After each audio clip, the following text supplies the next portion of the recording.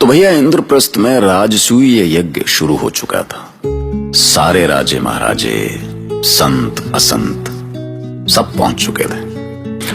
पर श्री कृष्ण की अग्र पूजा शुरू होते ही शिशुपाल भड़क गया। अगर कृष्ण भीम को न रोकते तो वो शिशुपाल को परलोक पहुंचा चुका होता, लेकिन कृष्ण ने भीम को रोक दिया। पर शिशुपाल के सर पे तो जैसे खून सवार था। मैं इंद्रप्रस्थ में शिशुपाल की उस हरकत का साक्षी हूं। मैं आकाश हूं। मैं वो आंख हूं जो संसार की हर हरकत को देखती है। युधिष्ठिर और भीष्म ने शिशुपाल को रोकने की कितनी कोशिश की, पर वो तो जैसे कुछ सुनने के लिए तैयार ही नहीं था। दरअसल वो जरासंध की मौत से पागल सा हो चुका था। बंद करो यज्ञ का ये ढोंग। मैं यहाँ इस छलिए कृष्ण को देखना तक नहीं चाहता। जिस कंस का नमक खाकर ये बड़ा हुआ, उसी का वध किया इस पापी ने। तुम्हें लज्जा नहीं आती पांडवों? ऐसे हत्यारे को तुम धर्मात्मा का सम्मान दे रहे हो। तुम्हें भ्रम हुआ है शिशुपाल। कृष्ण ने जो भी किया मानवता के कल्याण के लिए किया। इन्होंने धर्म की रक्षा का महान कार्य किया है। धर्म की रक्षा? अरे ये कपटी है, महाकपटी। धर्म की आड़ में इसने केवल अधर्म किया है। कंस और जरासंध जैसे महायोद्धाओं को छल से मारा है इसने। पर आज मैं इसे सबके सामने अपना बल और पराक्रम दिखाऊंगा। सबके सामने वध करूंगा इस पापी का। सभासदों, शिशुपाल मेरे लिए कोई पराया नहीं है। मेरी सगी बुआ का पुत्र है, मेरा अपना भाई है। बचपन में बुआ कहा करती थी कि कुछ भी हो, शिशुपाल तो तेरा छोटा भाई है। वो बहुत चंचल है, उद्दंड है, थोड़ा मूर्ख भी है, बार बार भूल करता है। पर तू धीरज रख, क्षमा कर दे उसे। उस समय मैंने बुआ को वचन दिया था कि मैं शिशुपाल के 100 अपराध क्षमा करूंगा। इसलिए आज तक इसकी हर गलती को क्षमा करता आया हूं। पर आज इसके 100 अपराध पूरे हो गए। मेरे अपराध गिनने से पहले अपने पाप तो गिन लेता। यदि मैंने 100 अपराध किए हैं तो तूने सहस्त्र किए होंगे ग्वाले। शिशुपाल, आज तूने पांडवों का अपमान किया है। उस पितामह भीष्म का अपमान किया है जिन्होंने आर्य संस्कृति की रक्षा में अपना जीवन होम किया है। अच्छा, पर तू होता कौन है मेरे अपराध गिनने वाला? अभी पता चल जाएगा कि मैं कौन हूँ। एक बार मुझे तुझसे विदर्भ कन्या रुक्मिणी की रक्षा करनी पड़ी थी और आज मुझे धर्म की रक्षा करनी है, और ये कार्य मेरा सुदर्शन चक्र करेगा।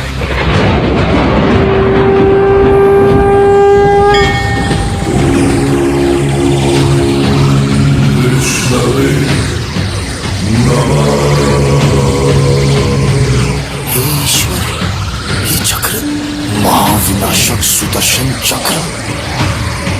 ये क्या? हे ईश्वर, रक्षा करो।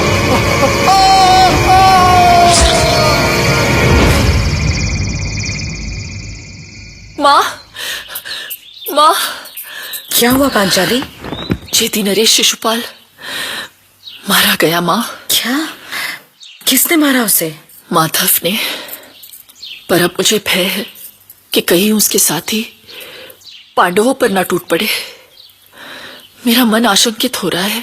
कृष्ण ने जो भी किया है उस पर संदेह ना करो पांचाली। वो पांडवों पर कोई आंच नहीं आने देगा।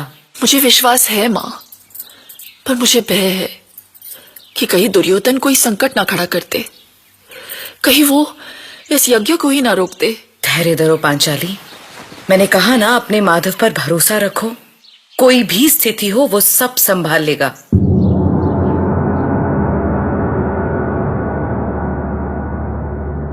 धर्म की स्थापना का पहला चरण है दुष्ट संहार। हमारे कुछ अतिथि शिशुपाल का शोक मनाना चाहते हैं।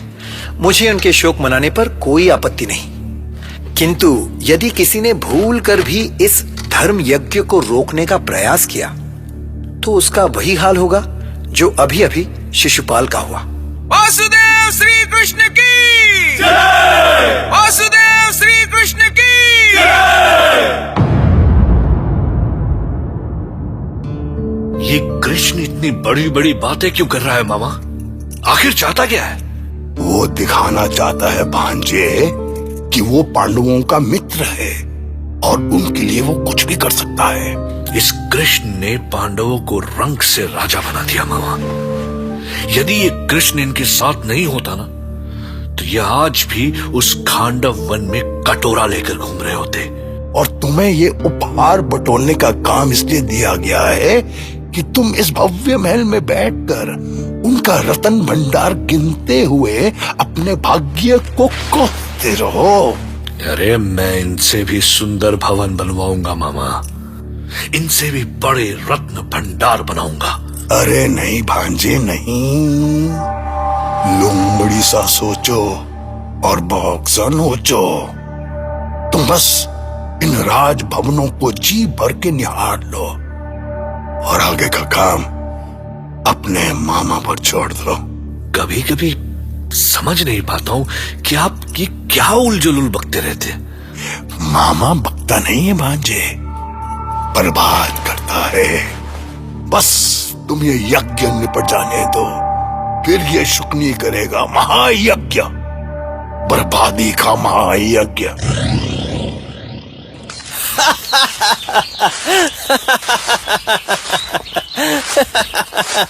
ऐसे हंसना तुमने किससे सीखा पुत्र घटोत्कच? पता है तुम्हें, इंद्रप्रस्थ में कोई ऐसे नहीं हंसता। क्या क्या आपने कभी माँ हिडिंबा को हंसते हुए नहीं देखा था पिताश्री? वो भी तो ऐसे ही हंसती हैं। ओहो, तो अब समझ में आया, तुम्हारे लोक में सब ऐसे ही हंसते हैं। कितनी देर से समझते हैं आप पिताश्री? माँ तो कहती थी कि आप बहुत बुद्धिमान हैं। तुम्हारी माँ ने ठीक कहा था पुत्र, पर अब ये बताओ, तुम यहाँ से अपनी माँ के पास जाओगे कैसे? जैसे आया था वैसे ही जाऊंगा, वन से होकर, और अपने साथ सहदेव चाचा को भी उठा ले जाऊंगा। क्या मुझे भी ले जाओगे?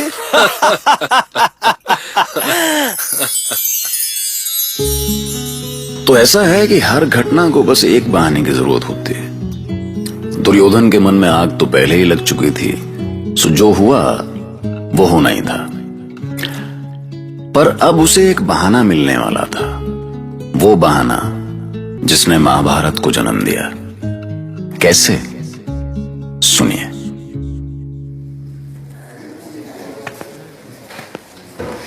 मामा, वो देखिए, कैसी सुंदर युवती है। हाँ भांजे हाँ, इसमें दोष तेरा नहीं है। भगवान ने सबसे पहले ये दुनिया बनाई, उसके बाद भगवान सो गया, और उसके बाद भगवान ने आदमी को बनाया, उसके बाद फिर सो गया। लेकिन उसके बाद भगवान ने युवती को बनाया, ना खुद सोया ना हमको सोने दिया। पर ये यहाँ क्या कर रही है भांजे? इसे तो हस्तिनापुर में होना चाहिए था ना, हमारे पास। इसे अपने साथ उठा ले चलूं मामा? अरे भांजे भांजे, तुम हर जगह शक्ति क्यों दिखाने लग जाते हो? क्या तुम इसे प्रेम से नहीं ले जा सकते? अरे भांजे, ये सुनो मैं क्या कह रहा हूं। वाह वाह वाह, बिना देखे तेरी तस्वीर बना सकता हूं, बिना मिले तेरा हाल बता सकता हूं। अरे मेरी मोहब्बत में इतनी ताकत है कि तेरे आंख के आंसू अपनी आंख से निकाल सकता हूं। ऐसा सोचो भांजे, ऐसा सोचो। हर जगह शक्ति का इस्तेमाल क्यों करने लगते हो? प्रेम, क्या तुम इसे प्रेम से नहीं ले जा सकते? ठीक है, ये काम कठिन तो है मामा, पर प्रयत्न करता हूं। हे परम सुंदरी, तुम यहाँ? अरे अरे युवराज, मूर्ति को हाथ न लगाए। कौन हो तुम? मैं प्रहरी हूँ युवराज। ठीक है, तुम जाओ।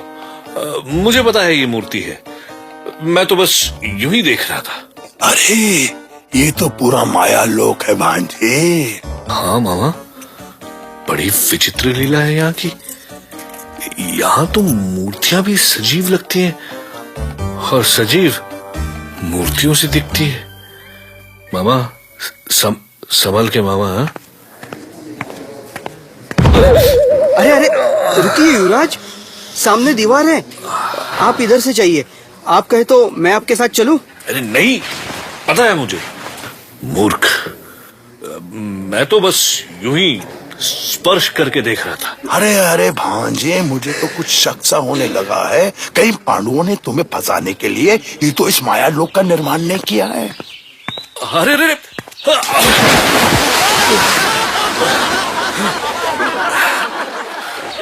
अरे चोट तो नहीं आई दुर्योधन?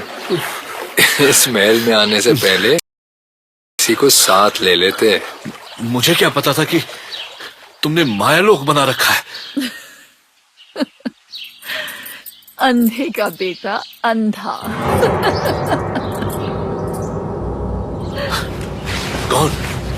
कौन है ये? कौन है जो मेरी हंसी उड़ा रहा है? पांचाली है। तुम उसकी बातों का बुरा मत मानो, भाभी है तुम्हारी। आओ इधर से आ जाओ। ये देखो, ये है व्यायामशाला। मैं यहाँ अभ्यास करता हूँ।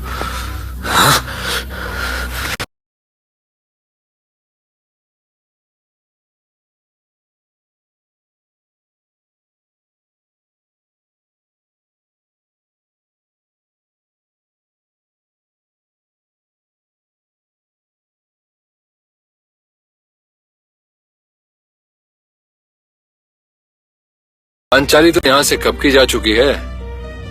अब कौन हंस रहा है तुम पर?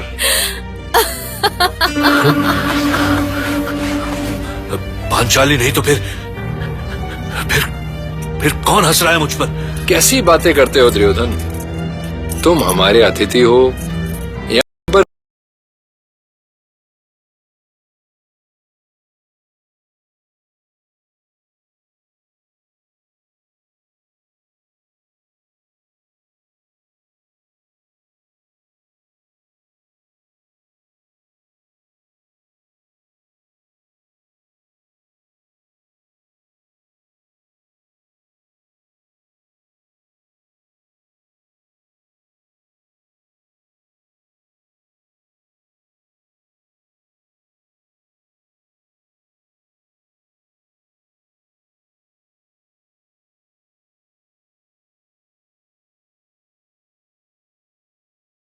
पांडवों की धन दौलत देखकर वो पहले ही चिढ़ा हुआ था। उस पर द्रौपदी का हंसना उसके दिल में बर्छी की तरह धंस गया। अब भैया, ये तो इस संसार का नियम है कि जब भी किसी का ऐसा अपमान होता है तो हमेशा एक दुर्योधन पैदा होता है और एक महाभारत जन्म लेती है। सुनते रहिए महाभारत।